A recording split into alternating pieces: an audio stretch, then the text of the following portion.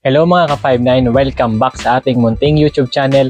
And for today's vlog ay pag-uusapan natin kung paano ba yung step-by-step na proseso kung paano kumuha ng security card license. Pag-uusapan natin kung ano nga ba yung mga requirements, qualification, at kung magkano nga ba yung magagastos mo. Kaya siguraduhin tapusin mo ang video na ito upang wala kang ma-miss na mahalagang information.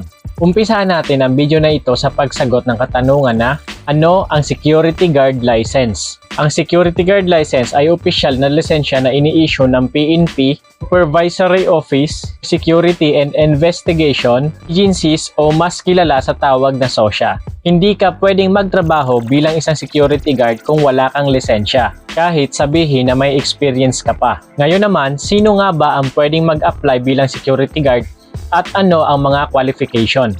So bago ka mag-apply bilang isang security guard, siguraduhin mo muna na pasado ka sa mga susunod na sasabihin ko.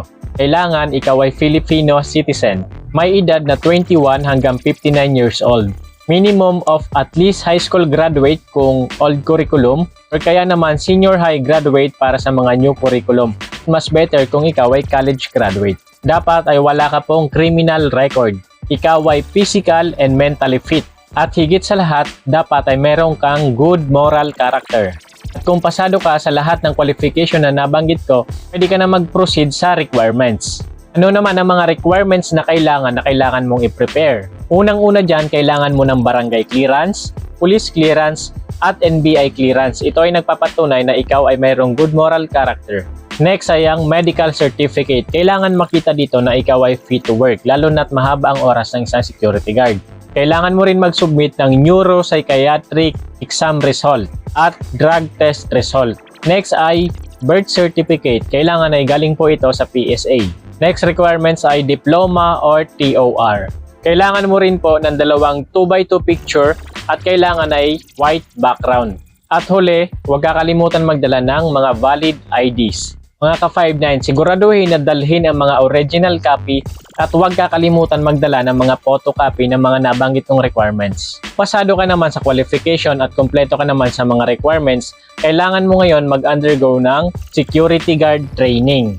Hindi ka pwedeng makapag-apply ng lisensya kung hindi ka nakapag-undergo ng security guard training.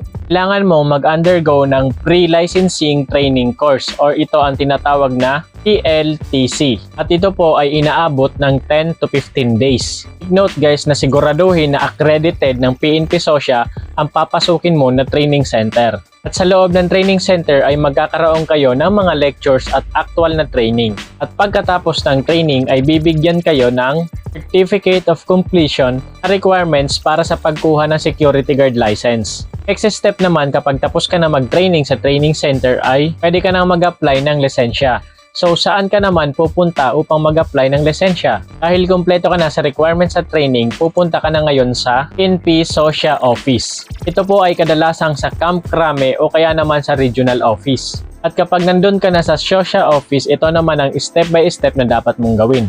First step ay isubmit ang mga requirements. Second step ay mag-fill up ng application form. Then after that ay magkakaroon ka ng interview at verification.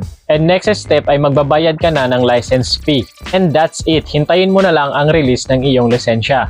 Ngayon, sagutin natin ang tanong na magkano nga ba ang magagastos mo sa pagkuha ng security guard license. Sa training center, maaari kang gumastos ng 2,500 pesos to 5,000 pesos. Para naman sa medical and exam, maaari kang gumastos ng 1,500 hanggang 3,000 pesos. Para naman sa license fee ay maaari kang gumastos ng 500 to 1,000 pesos. Ang total estimate po natin ay 4,500 pesos to 9,000 pesos. Dito mga ka-59 ay nakadepende pa rin sa location ng training center kaya maaari pang bumaba or mas tumaas yung babayaran mo. Next question, gaano naman katagal bago mo makuha ang iyong lisensya? Kung kumpleto ka na sa iyong requirements, ang training ay umaabot ng 2 weeks at ang license process naman ay umaabot ng 1 to 3 weeks. Sa kabuuan, mayroon kang isang buwan bago ka maging isang ganap na isang security guard. Isang paalala lang mga ka-59 na ang ating security guard license ay mayroong expiration.